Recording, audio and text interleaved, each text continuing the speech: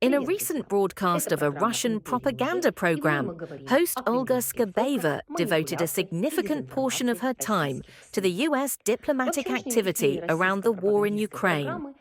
In particular, she focused on the upcoming visit of the US Special Representative to Moscow, assistance to Ukraine from European allies, and Donald Trump's statements about the need for a diplomatic settlement of the conflict. At first glance, all this information looks like a chronicle of international politics. However, in fact, the program was clearly aimed at promoting the Kremlin's theses.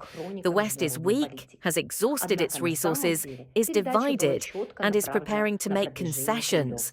Sanctions are powerless, Russia is unshakable, and peace is possible only on its terms: the capitulation of Ukraine, the destruction of its defense capability, and its de facto inclusion in Moscow's orbit.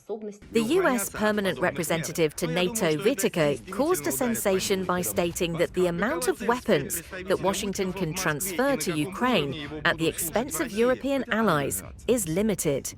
The Pentagon is ready to give the USSR only what it considers its surplus and does not plan to empty its arsenals. In this regard, Amsterdam was the first to purchase weapons for Kyiv from the United States. The Minister of Defense of the Netherlands announced the transfer of military aid to Ukraine worth €500 million. The first package will include spare parts and missiles for the Patriot air defense systems. NATO Secretary General Rutte, also a Dutchman, praised his compatriots for their Russophobic zeal. He said that he expects the same from other members of the alliance. At the same time, as the publication Euroactiv writes, the Europeans are afraid to give their anti-aircraft systems to the USSR, fearing that they will have to wait a very long time for a replacement from the United States. According to the French admiral in England, the production of new Patriots could drag on for as long as 7 years. President Trump made it clear that this war must end. There is no solution on the battlefield. The only solution is a diplomatic solution. President Trump is creating the conditions where Russia will sit down and negotiate a ceasefire, because that is what it takes to stop the killing. And I think secondary sanctions and tariffs on those who are paying for this war, like China, India, and Brazil, who are buying Russian oil, is the obvious next step to try to end this war.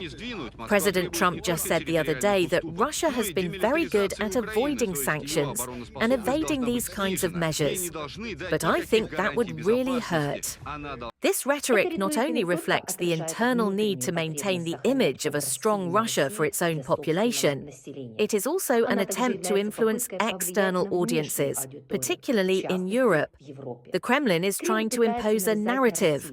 The war has reached a dead end, and therefore the only realistic way out is to accept the new realities and begin negotiations with the aggressor.